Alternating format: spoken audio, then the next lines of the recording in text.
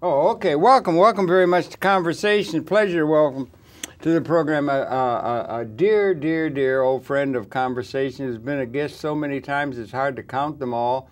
But that's being a resident scholar on all things really significant in the Middle East and other parts of the world. That's Lenni Brenner.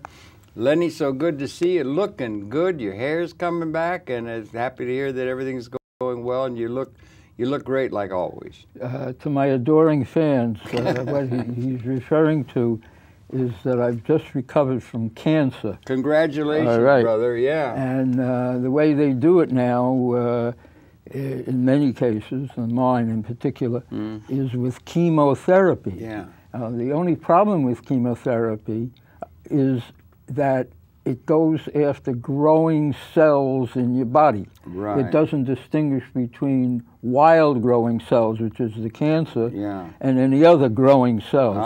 So the result is that I went from a full beard, I remember, all right, to bald and clean shaven. Yes, I know. I remember the last program we did, you were that way. All right, and now the chemo is over.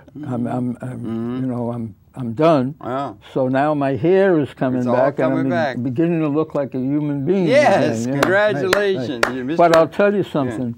I grew up, you grew up in the day when cancer meant doctor, hospital, cemetery. It was a death knell, yeah. All right? Yeah. Today, if you catch it in time, it's most commonly curable. Yeah.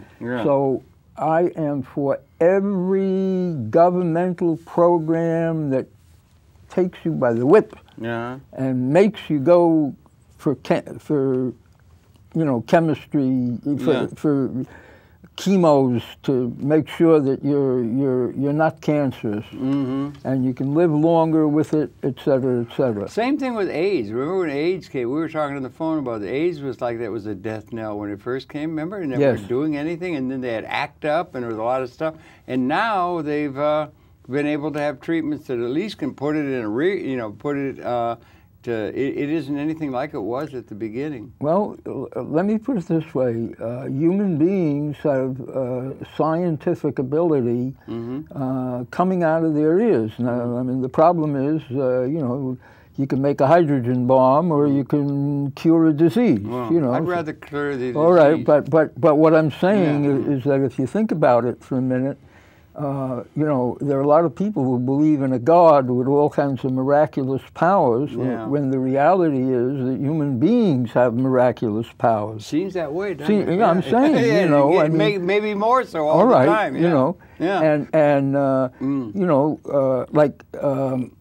When I've signed papers that when I die, NYU picks up my body and the students go over it and carve it up. Oh, you're a donor, right? Right. And, not a donor of a particular organ, organ. I'm a donor of my whole body. The whole body. Right. So that, they can work on a fresh body. And I'm sure that that's going to become more and more common, that kind of either donating. Might as well put it to good use. Huh? You see what I'm saying? Yes. All right. I mean that's why I did it. I figured, what do I need to be buried or burned up? I mean they'll burn me up after they're done carving me up, but they'll have use for me.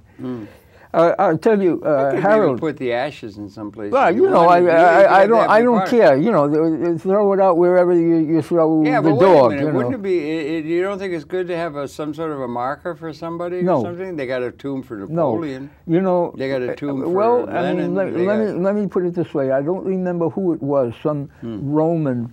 I think she, a woman, who they said, "Where are your children?" And she said, his books are my children, and that's my mentality. In other words, I want my books to be remembered. Well, they will be, for sure. And things like this go on YouTube, and they'll be around, and stuff like that. Yeah, we're able to capture that now. All right, I'm saying, that the change, the technological changes have really made a lot of the traditional monuments. You know, who needs a monument to Martin Luther King? You got him on tape. You got him. You know, you got That's shows. true. That is true. Yeah. We got him increasingly. Yeah. I'm saying, you know, you know, that's, you know, it's more of a living person. I can remember when I was a teenager, I had an 8mm camera, and you could make a movie. You get a little reel like this. You have a 5-minute movie or something, and you have to send it off to get it processed. But you could make movies, and that was pretty good. I mean, in terms of capturing Aunt Sarah at the christening or whatever and everything. But then came the video cassette. Now you can just record everything. Well, you know, I'm sitting in the subway watching some little 4-year-old playing, yes. you know, with a machine that I don't know how to do. I know, you know, I know. But you know, and it's going like literally, it's going like L-shaped exponential. I'm saying. I mean, it's really something, yeah, man. I'm saying, but on the other hand, let's put it this way. The politics of the United States is not keeping up with the technology. Okay? I think you're right. Well, let me give you an example. Maybe you could say the politics and the reality of the world is not. Maybe it's a little larger template. All right, but I'm using that as a as an intro key. Let me give you an example. Right now, because of the high unemployment rate, there are more women working in the United States than men. Is that true? Yes. Yeah. And women are now a majority of college graduates. That I understand. Yeah. All right. And even in Saudi Arabia, where they're completely discriminated against, they are a majority of the college graduates inside Saudi Arabia. Huh. Well, Okay. they're not totally discriminated. They wouldn't have gotten in university. I mean, they're totally discriminated. I mean, in other words, you know, can't drive a car. It's the only government in the world. I know. All right. It's laughable. Well, I'll tell you something. It's laughable because we're not suffering from it. You know, I mean, so it sounds shocking, but if someone were to ask me what is the worst crime that President Obama has committed, it is that he made the largest military deal in American history with Saudi Arabia, the only government in the universe that does not permit women to drive cars. Well, that was a military contract? Well, you know, in other words, he had to authorize it. The main contractor so far is Boeing. Yeah, it would be. Okay, yeah, and it runs now. And by the way, the best information on, you know, a lot of leftists are always saying, you know, the media are keeping the news from us. No. The best information on Obama and Saudi Arabia is the Wall Street Journal. Really? Because they got a guy, Adam Entouche, I think is his name. Okay. And he specializes in what's going on in the Middle East. Okay, And, you know, see, when Murdoch took over the paper, the staff told him, look, Rupert, you can say whatever you want in the editorials, but you don't tell us what to say in the articles. Okay. We sign the articles. They make or break our reputation. People buy and sell things on the basis of our articles. Okay. We ain't playing, don't play with us or we'll boot your head around the block. Okay, right, okay. All right? Right. And they've kept to that, okay? And now, which leads on to a couple of other things. Number one, the economy. Number two, the election. Or number one, the election. Number two, the economy. Either way you want to play. And we want to get around to some about the Middle East. Yeah. But. And we want to get around to the run for Senate by Coley Clark. All right. Let's start with the election. I had a pleasure yesterday of having a late lunch, you know, a 2-hour conversational lunch. A real good one, you know, with Coley Clark, who is the Green Party candidate U.S. Senate from New York. Right. Okay? Yeah. And now, you know, she's a veteran of the civil rights movement, and, you know, she grew up in Mississippi and all that stuff. Close friend with Stokely Carmichael, that paragon of all right, good stuff. And I had the great fortune of working with Stokely for 13 years. Yeah, I okay, know. so, you know, as soon as she said that she had been working with Stokely, yeah, that's it. That, you know, right. Yeah, because you can't be playing. Yeah, I know. Yeah.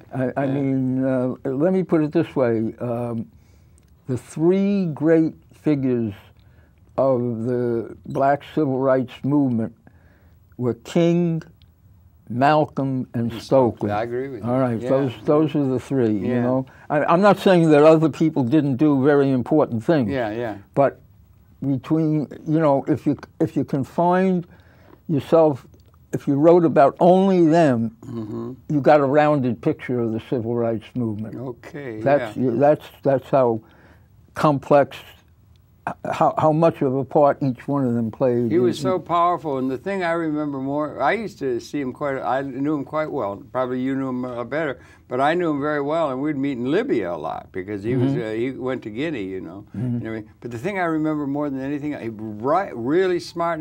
But the thing I remember, he was so funny. He was so funny. We would laugh like crazy at the absurdities of the world and everything. He had a sense of humor that wouldn't quit. He could have done shtick. You know, I'll tell you something about Stokely. I would put him on lecture tours in the United States, in New York and in California. You mean you would set it up for him? Yeah. Yeah, okay. Because he would live in Africa like 10, 11 months of the year and then come in for a month to earn money to go back to live in Africa. You know? Guinea, yeah. All right.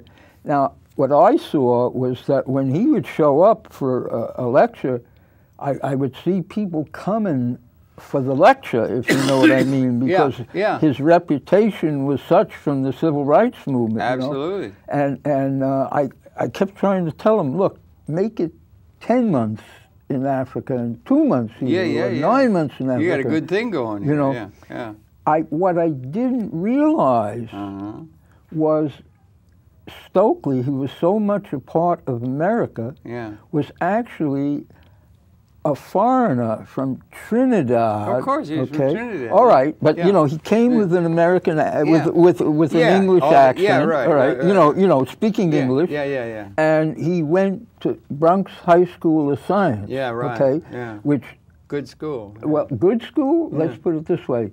The joke is that you have to have a Nobel Prize in order for them to let you in.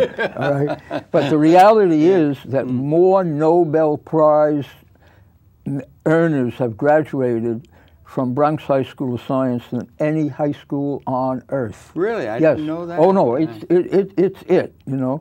And Stokely was a star there, so he got into a high culture and also at the same time into a left, you know, I mean, it was full of all kinds of, you know, commies, and, you know, different kinds of lefties. Yeah, I know. Stuff. Yeah, he was. Yeah. But he and Coley used to hide in culverts where there was water and everything, and yahoos up on the road and everything, all that, way back at the beginning. Right. Way back at the beginning of the civil rights. Well, they went way back. Now let's talk about today's election. Okay. I follow it very closely, and sometimes it's painful because these guys are so predictable, etc. What I'm noticing is that after that Citizens United vote of the Supreme Court, that the New York Times was editorially outraged. I mean, you know, this... You mean as Citizens United itself? Yeah, you know, I mean, this is simply too much money talking. I mean, you know, I mean, they always knew the politicians were corrupt, but now you had unlimited amounts of money and secrecy. And what about the legality of the idea that the corporation is a person? I'm saying, you know, in other words, the consequences of Citizens United challenged the validity of the Supreme Court.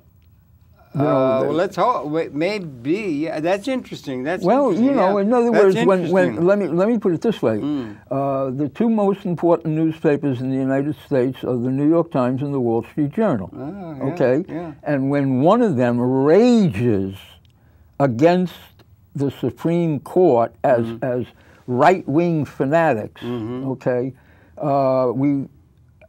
it's a step forward. Yeah, yeah, okay? yeah. And I noticed that Gail Collins rages against the Catholic Church in the leading newspaper in New York, you know? Yeah. And I've seen, you know, yea, verily it has come to pass, okay? Yeah. The Times is devoting an enormous amount of attention to pedophilia in Orthodox Judaism. Really? Well, you don't read the Times. Okay. In other words, I haven't read it for quite a let while. me put it this way. All the pedophilia stories that broke out in the Catholic Church triggered off some people inside the Orthodox community, the Jewish Orthodox community, to start saying, hey, we got the same problem. With the rabbi. All right. Yeah. And what happened was in Brooklyn, which is a major center for Orthodox Jews, the district attorney had worked out a deal whereby if you were a victim of pedophilia, you had to go to your rabbi and get clearance from your rabbi before you went to the district attorney. I'll be damned. Well, and the district attorney justified this on the grounds that, look, these Haredi, as they're called, these ultra-Orthodox sects, they have a policy, you're not supposed to tell Gentiles things that are going on in the community. You're a traitor if you do. So that if someone complained to the district attorney and it got out, the community, instead of going after the pedophile, would go after the victim of the pedophile. Okay, you know? right. All right, so they, you know, they've been running. I mean, it's a daily event, so to speak. Wow, really? I'm not making it up. Gosh, and then they even went further than that. This is the New York Times. Our director, Fred Brass, has really got a lot of this. Okay. They even had a thing. Orthodox Jews took over a stadium in Queens to denounce the internet for pornography and sin and so on. You know? And you know, the Times wrote it up as it should. I mean, you know, in other words, this is a big step forward. As it should is to use the Yiddishism, these meshugs, these crazies. You know, everybody on the planet is using the internet, and you got too much pornography. How do you all you got to do meshugs? Meshug, yeah, Meshugs, yeah, like you know, slugs, okay. And I've never heard of it. You know, Meshugana. all right. What's the difference? What's Meshugana? Is that an adjective? Yeah, I mean, you know, one of them, your meshug, and your actions. Craziness is meshugana, you know, or I mean, don't hold me to the grammar. Okay. All right, and now I have noticed a peculiar thing that's both good and bad. You know, in other words, I'm looking at it and trying to figure out what's going on. Yeah.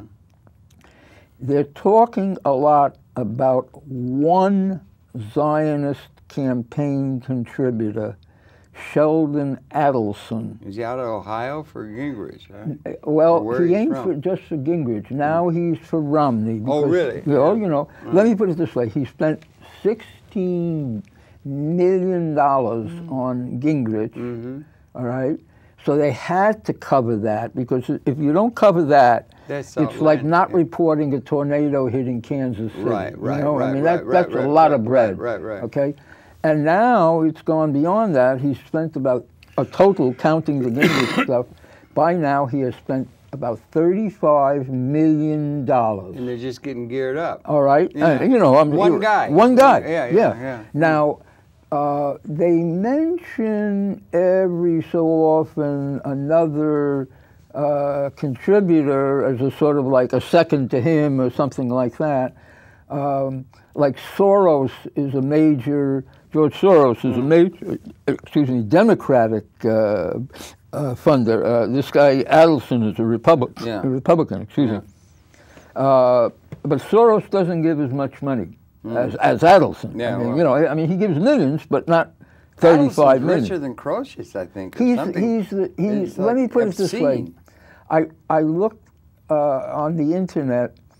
He's either the 7th or 8th richest person in America, okay? And he's either the 1st or 2nd richest Jew in America. And the reason I say 7th or 8th and 1st and 2nd is that Soros was listed as number 7 and he was listed as number 8, and Soros was listed as number 1 richest Jew and he was listed as number 2 until this economic crisis hit. Then what? Well, let's put it this way. This guy's got that stock, that guy's got this stock. Yeah, so as best as I can see, Adelson's money is more stable than Soros's, because Soros puts his money into a lot of wild stocks, whereas this guy basically puts it into his own casinos. He's got gambling casinos? Gambling casinos all over the world. All over the world. All right, like China and God knows where, et cetera, all right? Well, you know, in Hong Kong does and a so lot on. of currency trade. All right, but I'm saying, what I'm saying is that Adelson... gambling. Right, you see, let me put it this way.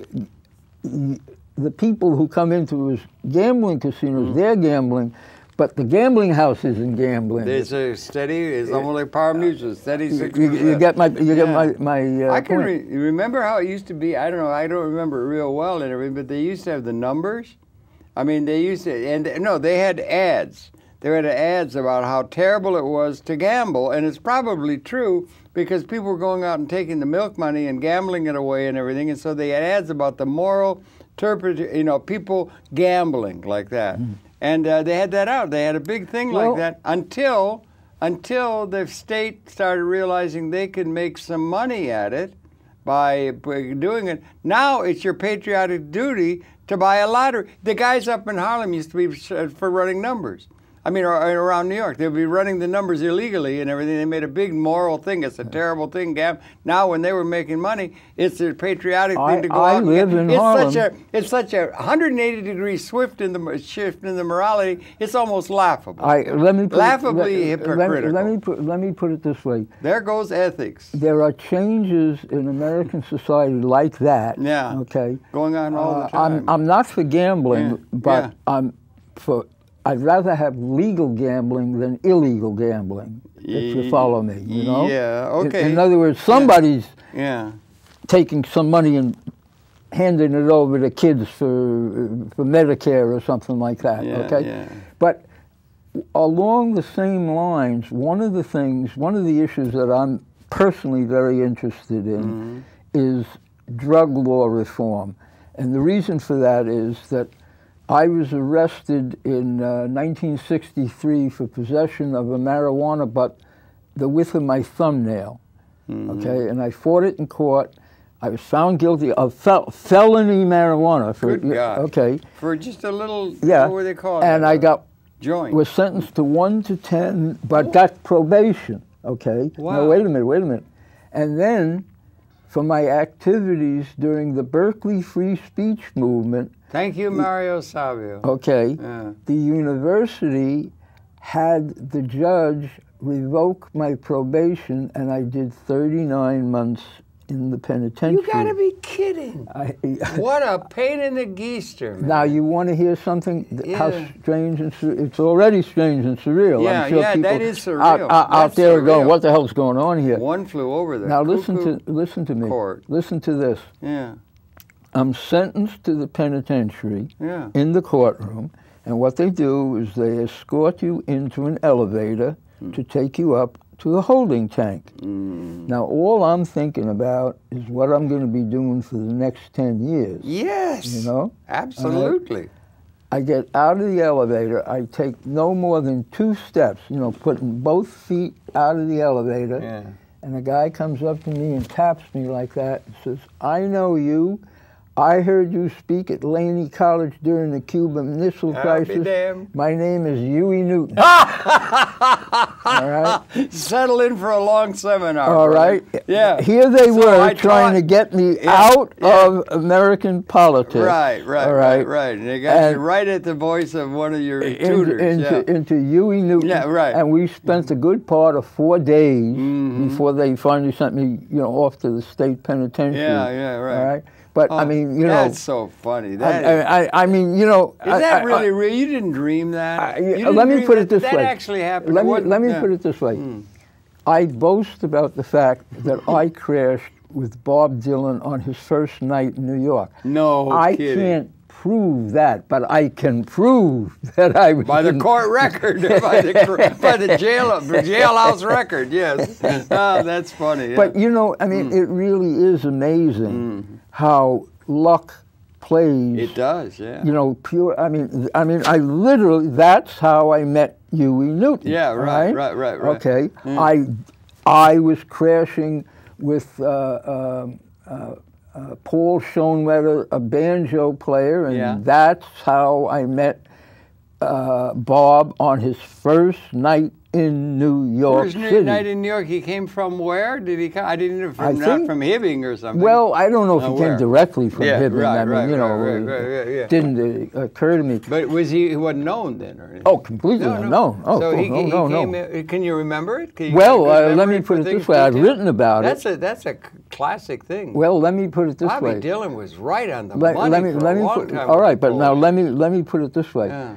That I have my own books that I take credit for, et cetera. People can read. A long list of But in books, terms of cultural impact, okay, number one, as I say, I spent a good part of 4 days chatting up revolutionary politics with the founder of before he founded the Black Panther Party. In the joint. Okay. with Bob, it was, what happened was, a friend, one of the guys who was crashing with me, Tom Condit, had learned how to grind. Where is this? Where? This was here in the Lower East Side. Okay. Sorry. And he had learned how to grind up dried up peyote and put it in pills. Yeah. So that you could swallow it. It didn't taste bad. Yeah. Right. All right. So he gave me a bunch, and I took them and put some in the refrigerator, and Bob walked in. So I said, "Hey, Dylan." So I said, how did he happen to be walking in? Because apartment? We were crashing at the same place. Well, okay. See, he had just arrived in New York. He just arrived that very day, or that very night. A couple of days before. A couple of days. Yeah. I mean, in other words, he crashed from the first day. Whose refrigerator was it? Was it yours or was it no, Paul Schoenwetter's. Paul Rich, and that's you were crashing with him, and then Bob Dylan came to crash with him also on the couch or something. So I said, hey, Bob, take some of the pills, So I explained what they were, etc. He took the pills. And he said, "Oh, there's a party," and he told me go to the party. Did he have his axe or anything with him? Did he have a guitar? Yeah. So we went to the party. Now it's the cartoonist from the Village Voice. Crumb? Not Crumb, no. I can't remember. He was in the 60s all the time. Yeah, I know. I can't. Well, not Crumb. Robert Crumb. I don't think it was Crumb. I think it's another name. But they had one from the East Village other or something that was just brilliant. No. But this was the Voice. Okay. So at any rate, Bob was playing, etc. And when we got home meaning back to Paul Schoenwetter's, I got into a chat with him, and I said, "Look." With Dylan. I said, "Look, Bob, knock off all these songs about boll weevils. Does a boll weevil, does it crawl, does it fly? I mean, Were you tripping? Were you tripping? Were you both tripping? Were you both tripping? Yeah, I mean, we're both coming off a trip. Write about your own times, our own times." And he goes, "That's what Joe Williams Oh, you told gotta me. be kidding. It's not. I mean, as a movie scene, it's just beyond belief. It's too much beyond belief. He saw the light at the feet, at the bedside, sit at the couch with Lenni Brenner. But understand, you showed him I the had light to be, to get off the boll weevils. No. Yeah. Understand the peculiarity, how human it is. Yeah. Joe Williams, the musician, had told him that before. Same thing, huh? But it didn't register until that moment, all right? Yeah, so when it registered, I mean, I remember it because it was such a, It was a moment. I mean, he literally, like. And he said, when he said Joe Williams, he really meant it. That was a real event. In other words, I got the story. Now, years later, I read about him and Joe Williams and got more of the story, but I saw, that's what Joe Williams told me, Yeah, no, I understand. It's like a gestalt. You get the whole feeling and everything like that. Yeah, all right. right. And, so it sticks, I mean, within days he was writing. He was a new man. Yeah. Times they are changing. Yeah, I'm saying. I'm saying. Yeah. Now I last saw him. That was in 1961. 61's early. Yeah. I last saw Bob in 1963. I was about to go to California, and I was walking up 6th Avenue, and I saw him, and so we stopped in a coffee shop for a minute to chat. Yeah. And the last thing, we were talking for about an hour, and then he said something like, "I feel a song coming on," and I said, "Bob, that's what I want to hear from you." And I took off. Now, look, I have sort of tried to follow why he became a Jesus freak, and now he follows the Lubavitcher rabbi. That's later. Well, I'm saying, in other words, he must have done something that he felt guilty about. That's about the best way. That's why you become a kid from an Orthodox Jewish background becomes a Jesus freak, and then I mean, he's a has-been. You didn't know him then. No, But he said, "I feel a song coming on." What song did he burst out in? No, in the film he would burst out into the song right there in the club and wow everybody. Well, let me put it this way. The times they are a changing. Let me put it this way. Let me put it this way. A sign of his present decay is that he just got a Medal of Freedom from Barack Obama. Okay. Well, yeah. No, I mean, in other words, there's Barack Obama, war on number 1, war number 2. Hey, what's Bring that on over the there? drones by the thousands. All right, some dystopic all right. movie. So the guy who wrote the Times, your masters of war. Oh, yeah, but back there in 63, 64, 65, he was right on the money, hey, man. I'm with telling the poetry, he had it down. Now let me tell you though. He was brilliant. Let me tell you. I don't want to hear nobody talking bad about No. He's a giant. That Bob Dylan. He deserved that giant, medal. But I want to point out. I want to point out to you. That's not the first, and it won't be the last time where somebody is a young genius and deteriorates. Think of some of the happens a lot. Think of some of the British poets. Yeah. That we all know, Percy Shelley and these guys. Yeah. In their youth, they were wow, man. I mean. Not only is a figure of a lot of the poets, but a lot of the poetry is about that. I'm saying. And mathematics is a young man's thing. All right, but brilliant mathematics is a young man's thing. Or a young person. The name of the game is what have you done for me lately? Okay, yeah. It's just, it's going in the sewer of the world, it seems to me. I mean, it's really in a bad way. Look, I don't remember we were talking before the show. What we have is the ultra-high-tech society. Well, we perform miracles that the God of the Bible couldn't have imagined. Your cancer, yeah. All right? Yeah. Cures it's got to be granted that there is part of that. Hydrogen bombs. Yeah, well, that's that's the kicker. That's Mr. Teller. And those are the things that on a certain equation brought about weapon systems that got into a class of existential new reality, all right, where they became, apparently, Lenni, species lethal around 1970. all right, okay. Do you realize how significant that is in larger affairs? Look, is it ever mentioned, or is it ever brought up? It never is brought up, this thing, that we can stop evolution? No, it is. I tell you, it is brought up. Okay. It is brought up. I'd like to let me put it this way.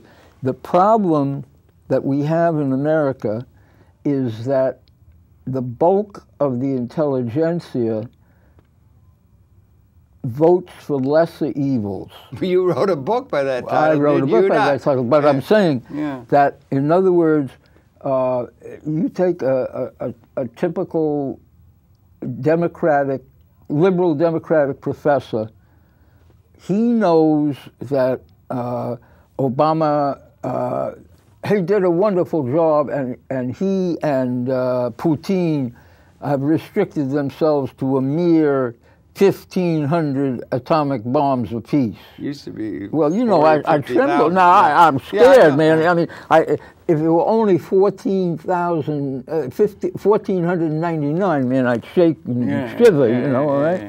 And the New York Times has even said, hey, look, man, in order to get his deal through Congress, Obama had to pledge to build new nuclear submarines to be able to carry out atomic attacks. Otherwise, the Republicans wouldn't go along with keep cutting it down to 1,500 nukes. The politics like that. And also, that does not note that there are other black things that they're doing along in germ warfare and that kind of thing. The extension of the consciousness, the ability to make the environment different, reached an existential new reality about the time that Bobby Dylan was singing "Something's Blowing in the Wind," and it was an existential thing that moved the planet.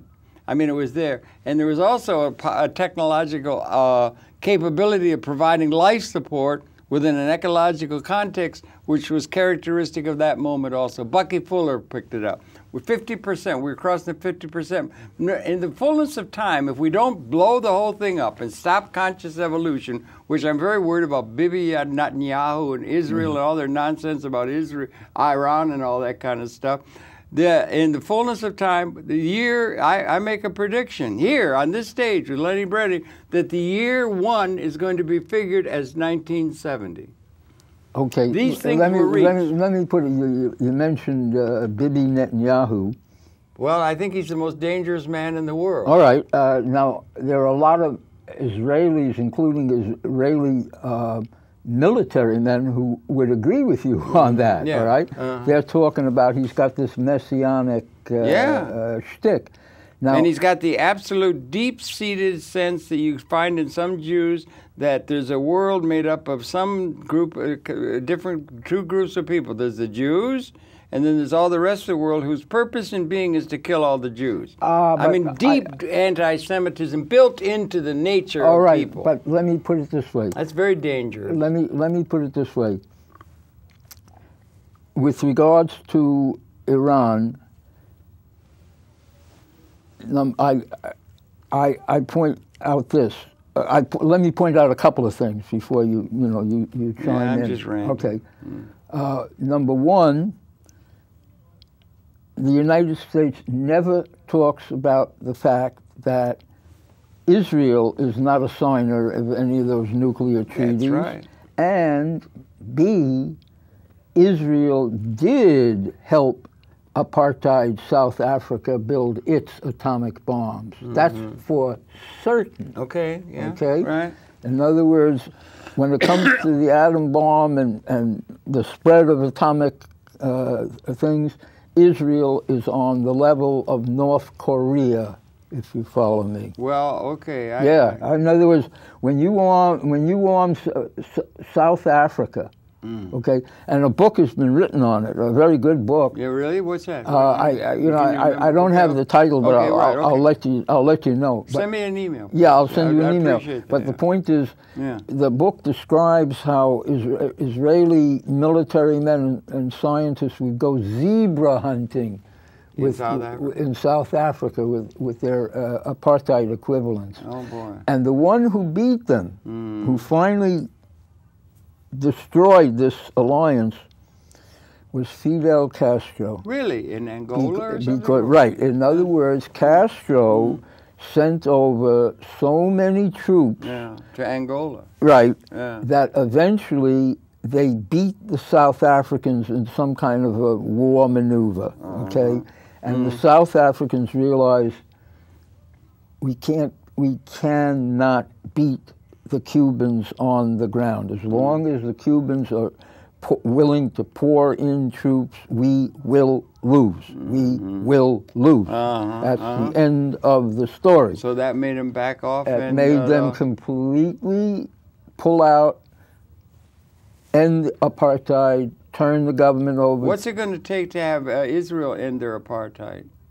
They're an apartheid state now. Yes. Now, all right. Here's a comparison with the American Indian peoples or any other. There's two things. Gross violations. There are two things that are going on that make it possible for Israel to poof. What do you mean poof? You know, go away, so to speak. Be replaced by a democratic secular state. Oh.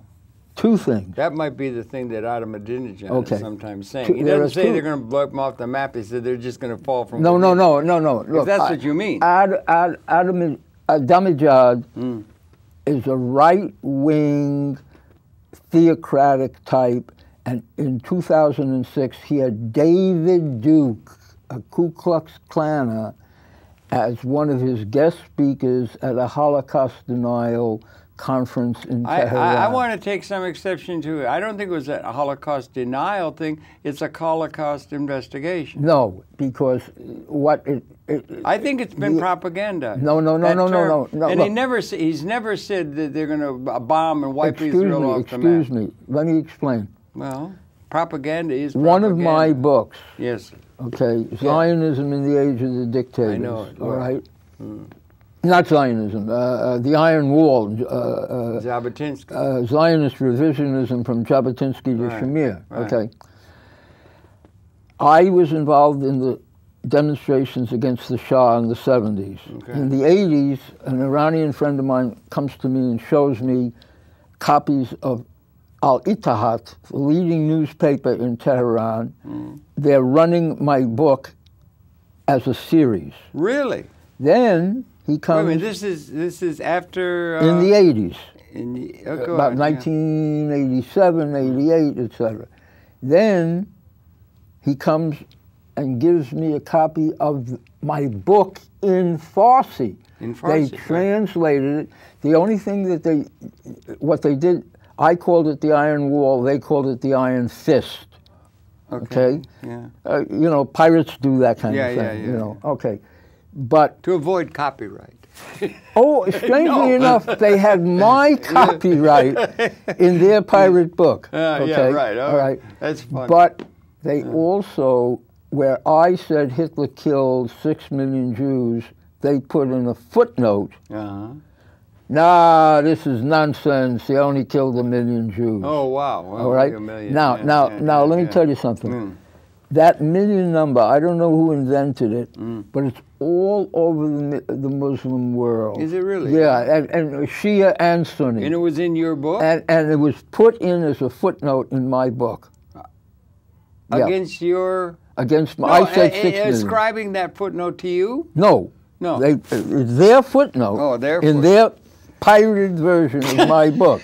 Okay? I'll be damned. All right. I mean, so in other words... Did they have any reference to anything? To nothing, no. I don't know who, as I say, you know, somebody ought to write, that speaks the languages, ought to do an article on the history of the million, only 1 million Jews. That's really something. Yeah. That could be like some editor's wet dream or something. Now, by the way, I've actually seen serious discussions on how many Jews did Hitler kill. All right. See, where the 6 million number comes from was that Eichmann sent a Hungarian Zionist to Istanbul to tell the British, look, we can do a deal. If you give me tanks, I'll only use them against the Russians. I've killed 6 million Jews. I've killed 6 million Jews, but I'll stop if you give me the tanks. Okay. Now understand, the Zionist his role was only as a faithful reporter of what Eichmann told him. Okay. All right. Yeah. I mean, right. It's not a sinister Zionist. No, thing. I understand. Okay. Yeah. Then a few months later, Eichmann had a farewell party of his group when they saw that they understood they were losing the war and they better get going into hiding. Right? Between the time when he sent the Zionists to Istanbul and then, he had realized that the German government, I rise to the defense of der Führer, he was a law and order man. You know what I mean, guy? He was the ultimate law and order guy. So when Eichmann killed the Jews, the Hitler regime would say, now that they're dead, give us back the little bit of food that we were giving them to keep some of them alive. So how many pounds of bread are you giving us? So Eichmann realized that the 6 million number was an exaggeration. In order to get rations. In his last farewell speech, he said 5 million Jews. Okay?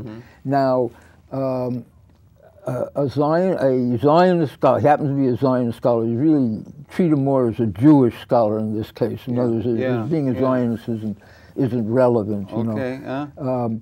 What he did was he did a careful breakdown of how many Jews there were in each country and so on and so forth, and he raised questions that only a demographer would raise, that you and I would not think of. Like, the war was from 1939 to 1945. X number of Jews would have died of old age during that period. Do you count them as victims of the Holocaust? Or, if I may suggest, you come to the end of a war, and the war is a horrible thing, and there's all kinds of deaths that result from that. I mean, it was the end of a war.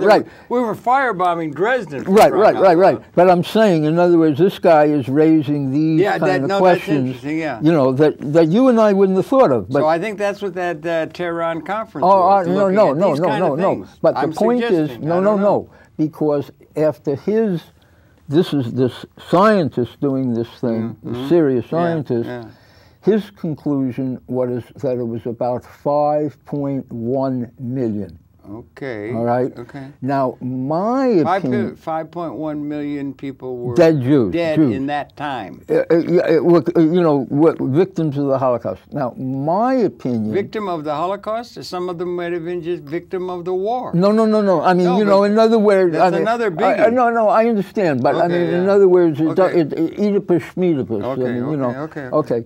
My own opinion is that this guy was trying to be a bit too scholarly. In other words, yes, Jaime over there would have died in 1945 of old age, except that he died in 1943 of hunger. You see what I'm getting at? So you can do a lot with statistics. You see what I'm saying? In other words, I think this guy bent over a little bit too much, and my number is between 5.1 and 5.5 million. 5.1 and 5.5 million what? Jews were killed by the Nazis. Were killed under the rule of the Nazis? Yes. How many of them do you think would have been war casualties? Or the conditions that come at the end of a war? All right, no, I understand what you're saying. But the reality is... Work camps. No. You see, the point was that the way the Germans worked, was like when they actually started the mass killings in the Soviet Union, they would literally round up the Jews, march them out into the field, and mow them down, all right? And that's what made Eichmann say, wait a minute, you can't have this, because what's happening is that these guys are killing people left, right, and sideways. They're going to come back to victorious Germany as uncontrollable sadists. Yeah. All right? Yeah. Well, that's happening now. You see, more soldiers are committing suicide than are dying in battle now in the U.S. forces. So, in other words, the chambers was something designed to sort of like lower the level of how many guys were involved in direct killing, because that was, I mean, you know, he thought ahead and realized it. But my point is that we can quibble over 5.1, 5.5, etc., but the million number, there's no basis of. I mean, that's just nonsense.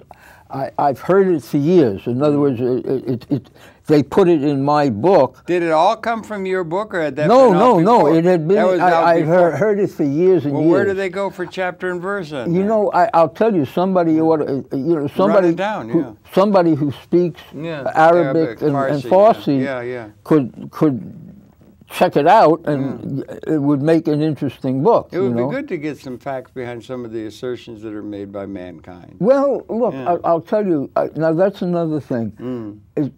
The level of historiography is very high. I tell you something, one of the things that keeps me modest, okay? Modest, Lenni? Modest, because understand, I've had a number of successes. Yes, I know. Okay, yeah. Is I know how many books I haven't read that will teach me things. Oh well, yeah. You see what I'm saying? Let me tell you, Lenni, there are a lot of books. There's a lot to know. I'm saying, you know. If that doesn't keep you humble, all right. I mean, that you know, as a if that doesn't do it, Google. Okay, as a historian, I mean, you know, like lots of times, I read now the New York Times and the Wall Street Journal. Sometimes I read both in the same day. Sometimes I read one, the other, etc. Right. And every so often I find something in one of them that, boy, am I glad that I read that paper that day. Yeah, I know. No, I know what you mean. You know what I mean? Yeah, come across. So right. Look, human beings are, as I say, run from absolute poor people, got poor ways, to sharp as a whip, you know? And now, I mean, usually what happens is that the intelligent people have some eccentricity where they're crazy. You know, I mean, they overestimate their thing. Look, this guy Sheldon Adelson, who is spending $35 billion on campaign contributions. Mr. Obama is going to have to raise $1 billion in this thing, in this campaign. They're saying they're going to have $1 billion election. Oh, $1 billion is what you tip the cabbie. In these elections. Boy, the world's changing faster than I can. Well, I mean, let me put it this way. Let me put it this way. The Times has covered Adelson quite well. Okay. And I say that they couldn't not. It would be like not reporting a terrible tornado in Kansas City. You know, in other words, a guy who's spending already, this is still June, has laid out $35 billion. Million. A million, excuse me. All right. Big difference. Yeah, there is. But not his No, I understand. No, in another way but no, you're right, of course. But what I'm saying is that I have not seen a systematic article on their part about Zionist contributions in general to Obama and Romney. Oh, that should be coming, shouldn't it? Well, let me put it this way. I would not be shocked if it happened. Yeah, right. Okay? But I'm not shocked that it hasn't happened What yet. hasn't happened? Did huge, spell it? Well, in other words, Zionist let me you mean AIPAC? Yeah, and that kind of stuff. let me put it this way. I have a quote from Margaret Truman from a book she wrote called Harry S. Truman. Yeah. She wrote it in 1973, and she talks about how Bob Hannigan, the chairman of the Democratic Party, almost made a speech about how rich Jewish donors were upset and worried that Harry wasn't pro-Israel enough. Okay, yeah. So that's way back in 1947, all right? He was bugged by them in 1948 too. Oh no, but I'm saying, I'm saying, you know, but I mean, in other words, there's nothing more official in the way of, you know, proof than Margaret Truman's book about Harry Truman. Right. You know, in other words, no one doubts that that happened. Okay, in 2011, a guy named Ron Campias, who is the head of the Washington Bureau of the Jewish Telegraphic Agency, which is like the Jewish establishment's equivalent of AP. Yeah. You got it right out of my mouth, right? Okay. His estimate is, he says that over the years, the estimates are that between 1/3 and 2/3 of the Democratic Party's private campaign contributions came from Jews. Yeah, right. I think that's probably, all right. Yeah, they've and I saw an article yesterday on Clinton, where in the New York Times, where the writer Start talking fast, we got to close up. We're running out of time. Talk fast, real fast. We only got about 25, 30 okay. seconds left. In other words, so I would not be surprised if the Times ran an article on Zionist campaign contributions, but they have not done it yet, and I think the reasons are two. Number one, they're afraid of creating anti-Semitism, and number two, they're afraid of discrediting Obama, who in the end of the day is their lesser of two evils. Lesser of two evils. The Democratic Party, the lesser of two evils. Your pleasure to have the wit and wisdom and of Lenni Brenner, one of our media scholars, looking so good. So glad you come through the dark, tunnel and emerged so strong and vigorous. And your pleasure to have his perceptions. And anybody can write me at my Brenner L21 thing, and I'll send documents out to you. Do that. He's got enough stuff that could, he's going to clog up the Library of Congress with all the writing he's done, counterpunching all over the place. Thanks, Lenni, so much. All right, and Harold, it's always a pleasure to be here. Well, this one was a good one. This was a good one. It's not always a pleasure. Sometimes we clash. We've clashed on a couple of occasions. Once in a while. All right, but this was a good one. Your pleasure to have his perceptions. This will be on YouTube. This will be off the air already, but